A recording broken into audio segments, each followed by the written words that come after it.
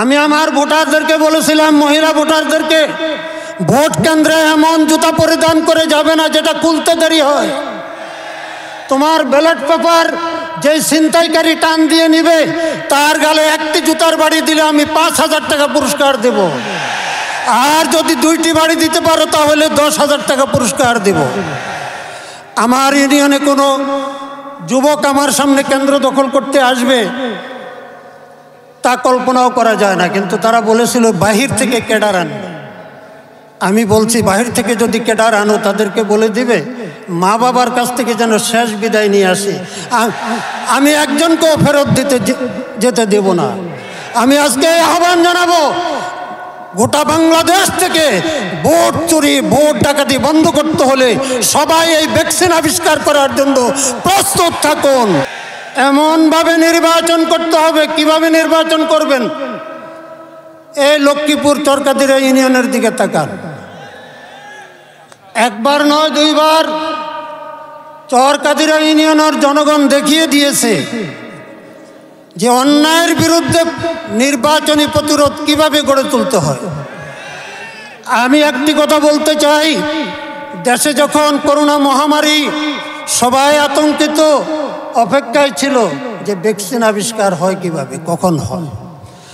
আমি ভোট চুরি, ভোট ডাকাতি মহামারী, এই মহামারীর ভ্যাকসিন আবিষ্কার করেছি আল্লাহর রহমতে চরকাদিরা ইউনিয়ন থেকে। জাতীয় মহাসমাবেশে উপস্থিত আমার মুজাহিদ ভাইয়েরা, নাসরুম মিনাল্লাহি ওয়া ফাতহুন করিব। আমি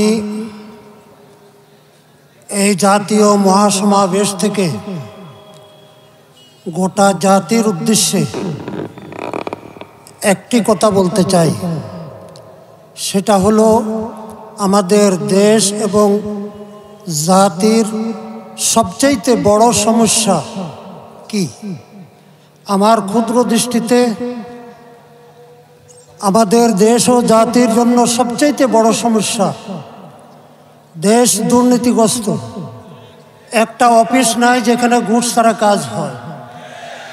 আজ পর্যন্ত যারাই ক্ষমতা গিয়েছে তারা উন্নয়নের নামে রাষ্ট্রীয় সম্পদ লুণ্ঠন করা ছাড়া জাতিকে আর কিছুই দিতে পারে নাই।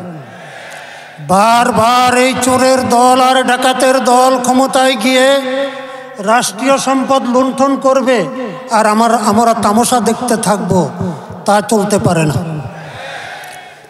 সুতরাং 1বার, 2বার, 3বার গোটা জাতির চোখে ধুলা দিয়ে নির্বাচনের নামে ভোট চুরি আর ভোট ডাকাতির মাধ্যমে ক্ষমতায় গিয়ে যারা রাষ্ট্রীয় সম্পদ লুণ্ঠন করছে বা করতেছে তাদেরকে প্রতিহত করতে হবে।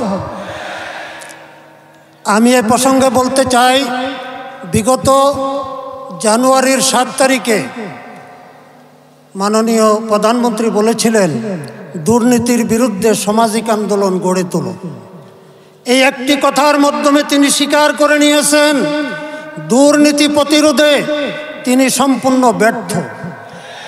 পরপর 3বার প্রধানমন্ত্রী হয়েও তিনি দুর্নীতি বিন্দু পরিমাণ কমাতে পারেন নাই। তাই তিনি গোটা জাতির প্রতি আহ্বান করেছেন যে দুর্নীতির বিরুদ্ধে সামাজিক আন্দোলন গড়ে তুলুন। আমি জিজ্ঞাসা করতে চাই, আন্দোলন কিভাবে করব? মিছিল নিয়ে মাঠে নামা যায় না, কোনো রাজনৈতিক জনসভা করা যায় না, রাজনৈতিক বক্তব্য রাখা যায় না, কোরআন ও হাদিসের আলোকে অন্যায়ের বিরুদ্ধে কথা বলা যায় না।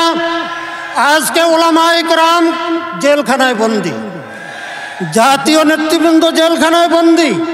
আপনি আমাদেরকে বলেন সামাজিক আন্দোলন গড়ে তুলতে, কিভাবে সামাজিক আন্দোলন গড়ে তুলব?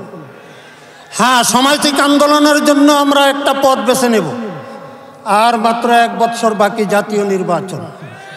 এই নির্বাচনে আমরা ব্যালটের মাধ্যমে আমরা সামাজিক আন্দোলন গড়ে তুলব দুর্নীতির বিরুদ্ধে।